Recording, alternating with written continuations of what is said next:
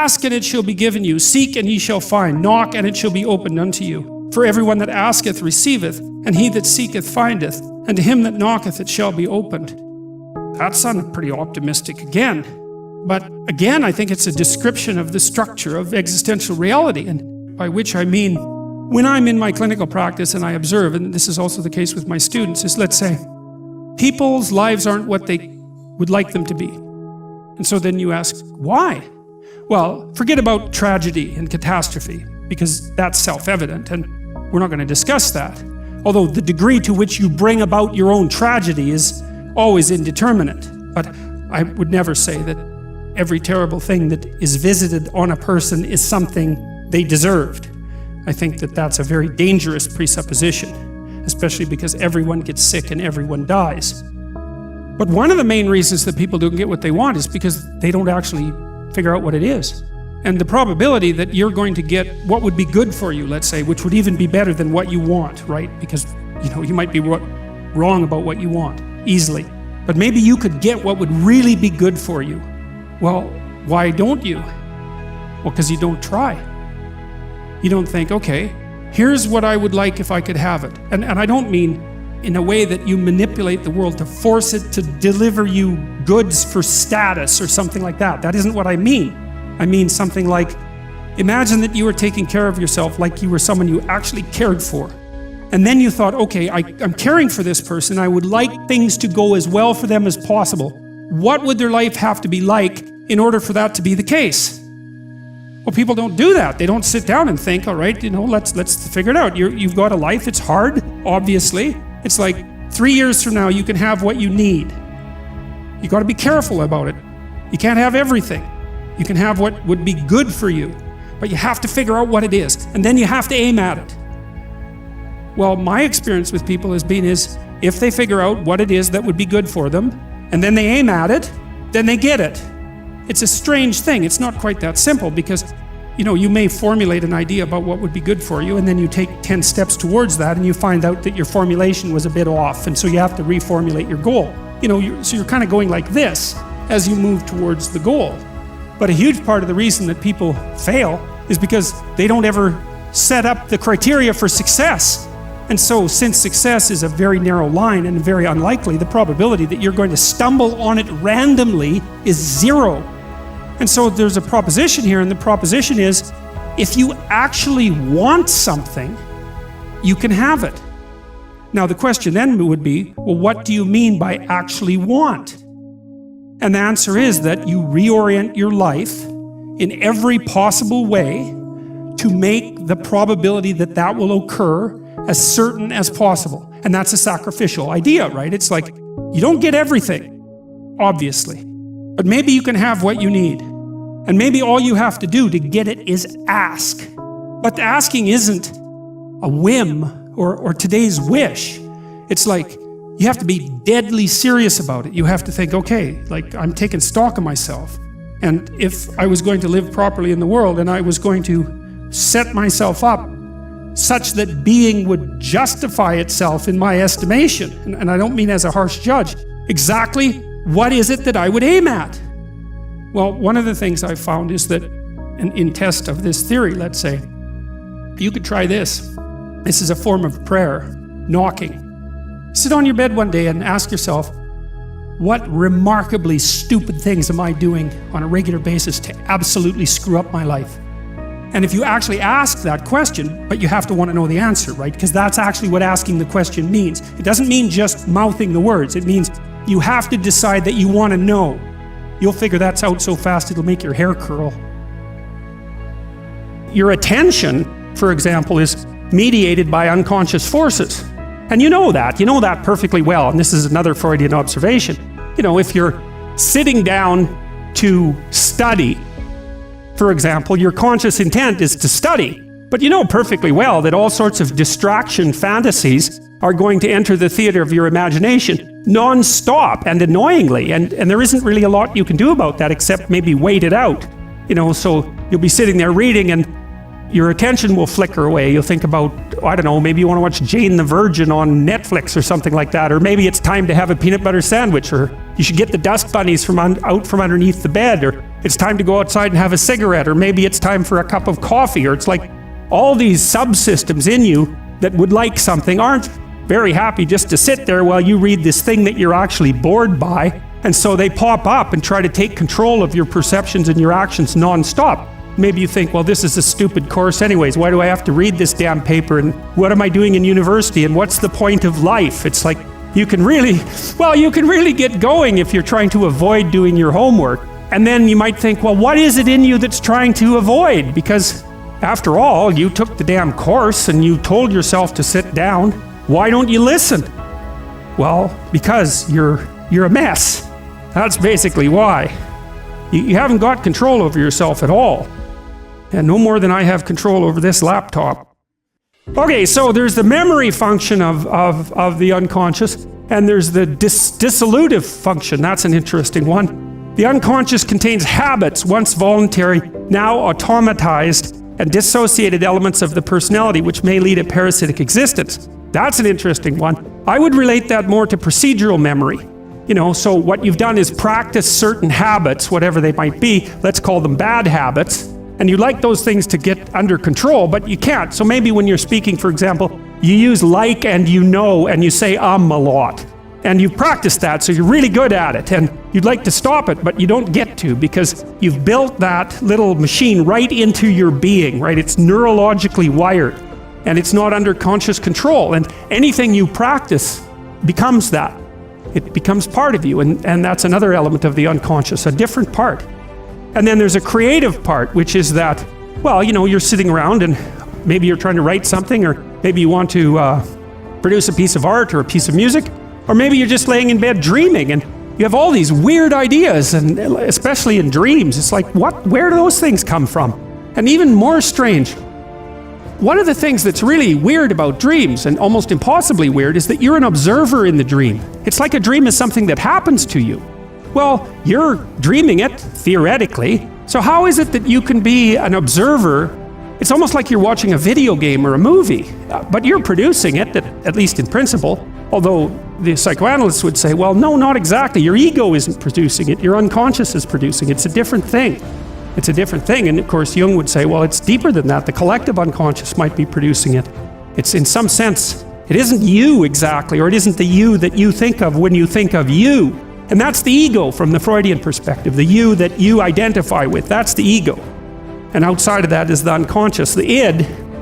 That's more the place of impulses, and you could think about those as the biological subsystems that can derail your thinking, right? And that govern things like hunger and sex and aggression, and your basic instincts is another way of putting it. And it's a reasonable way of thinking about it, because these are subsystems that you share with animals. You share them certainly with mammals, you share most of them with reptiles, you share a lot of them with amphibians, and even going all the way down to crustaceans. There's commonality, for example, in the dominance hierarchy circuits. And so these are very, very old things. And the idea that you're in control of them is, well, you're not exactly in control of them. And I would say the less integrated you are, the less you're in control of them, and the more they're in control of you. And that can get really out of hand, you know. You can be, like with people who have obsessive compulsive disorder, for example, which seems to be, I would say, the dissolutive elements in some sense of the unconscious, the way that it's portrayed here. Poor people with obsessive compulsive disorder, they can spend half their time doing things that they can't really control, and they have very strong impulses to do them. And it's very hard on them to block them, you know. They'll almost panic if those things are blocked. And then you have people with Tourette's syndrome, you know, that they'll be doing all sorts of weird dances and spouting off obscenities and imitating people without being able to control it. And sometimes a little bit of antipsychotic medication can dampen that down, but it's as if there are these autonomous semi-spirits inside of them that grip control over their behavior and make them do things. And, you know, you find that to some degree in your own life, because maybe you've become very attracted to someone, even maybe you don't want to be attracted to the person, and then you find yourself, you know, texting them when you know perfectly well that you should be going to bed, and, you know, you're in a grip of something, and you can't control it, and that's all part of the unconscious, and all part of what Freud was studying. You know, if you take people, and I've told you this, and you expose them voluntarily to things that they are avoiding and are afraid of, you know, that they know they need to overcome in order to meet their goals, their self-defined goals. if you can teach people to stand up in the face of the things they're afraid of, they get stronger. And you don't know what the upper limits to that are, because you might ask yourself, like, if for 10 years, if you didn't avoid doing what you knew you needed to do, by your own definitions, right, within the value structure that you've created, to the degree that you've done that, what would you be like? Well, you know, there are remarkable people who come into the world from time to time, and there are people who do find out over decades-long periods what they could be like if they were who they were, if they spoke their being forward. And they get stronger and stronger and stronger, and we don't know the limits to that. We do not know the limits to that. And so you could say, well, in part, perhaps the reason that you're suffering unbearably can be left at your feet, because you're not everything you could be, and you know it. And of course, that's a terrible thing to admit, and it's a terrible thing to consider, but there's real promise in it, right? Because it means that perhaps there's another way that you could look at the world, and another way that you could act in the world. So what it would reflect back to you would be much better than what it reflects back to you now. And then the second part of that is, well, imagine that many people did that, because we've done a lot as human beings. We've done a lot of remarkable things. And I've told you already, I think before, that today, for example, about 250,000 people will be lifted out of abject poverty, and about 300,000 people attached to the electrical power grid. We're lifting people out of poverty collectively at a faster rate that's ever occurred in the history of humankind by a huge margin. And that's been going on unbelievably quickly since the year 2000. The UN had planned to have poverty between 2000 and 2015, and it was accomplished by 2013.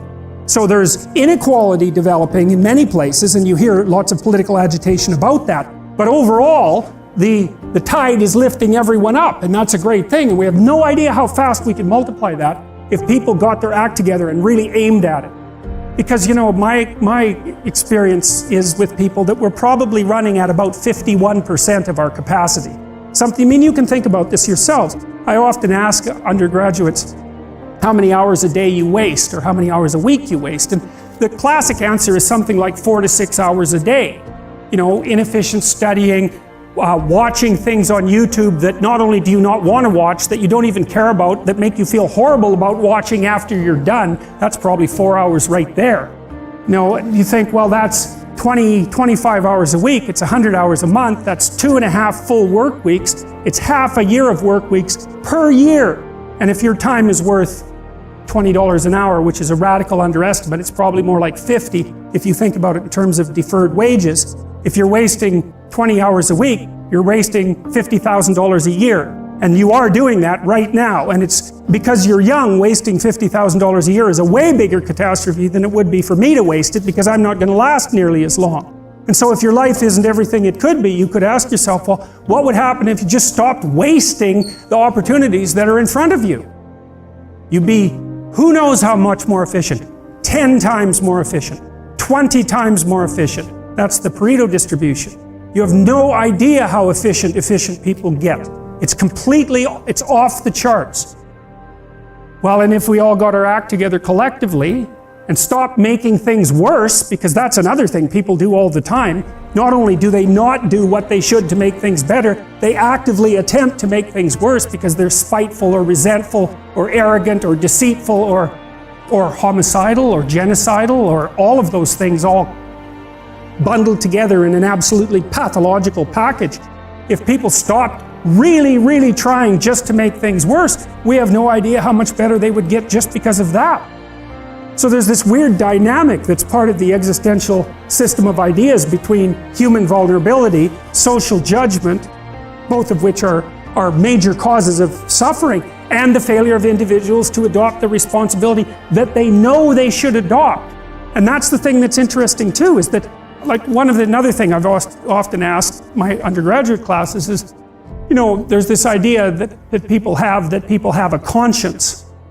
And you know what the conscience is. It's this feeling or voice you have in your head just before you do something that you know is stupid, telling you that probably you shouldn't do that stupid thing. You don't have to listen to it, strangely enough.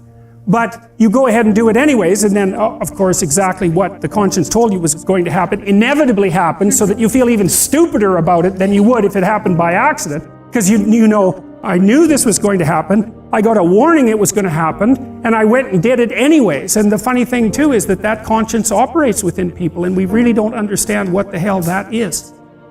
So you might say, well, what would happen if you abided by your conscience for 5 years or for 10 years? What sort of position might you be in? What sort of family might you have? What sort of relationship might you be able to forge?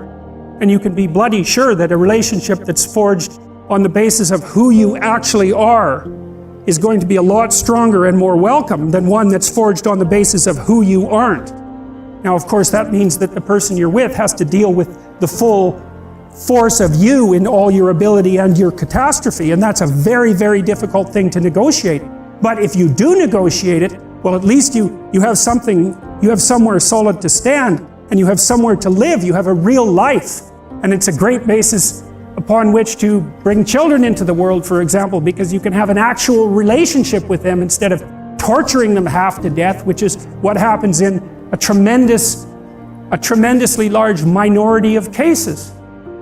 Well, it's more than that too, because, and this is what I'll close with, and this is why I wanted to introduce Solzhenitsyn's writings to you. You see, because it isn't merely that your fate depends on whether or not you get your act together and to what degree you decide that you're going to live out your own genuine being. It isn't only your fate, it's the fate of everyone that you're networked with.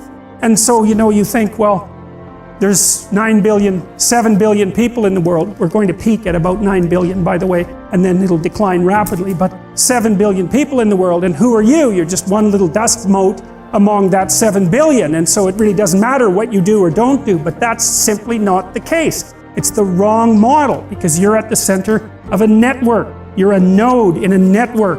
Of course, that's even more true now that we have social media. You'll know 1,000 people, at least over the course of your life.